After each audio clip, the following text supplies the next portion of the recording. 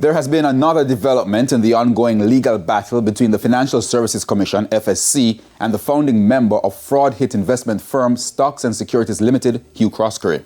The Supreme Court was told today that attorneys representing the FSC would be discontinuing entirely the claim against Mr. Croskery.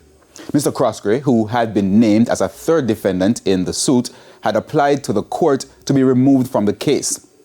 Now, the FSC had originally claimed that Mr. Croskery and other directors had breached its directives by appointing a trustee for SSL in January this year.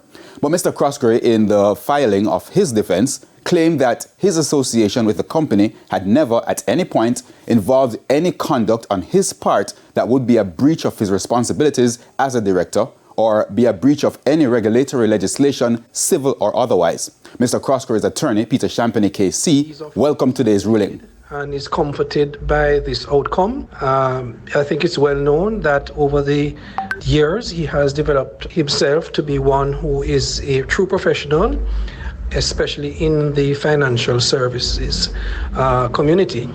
And therefore, we are completely satisfied with the results today. It means, therefore, that he is no longer a defendant insofar as the FSC is concerned.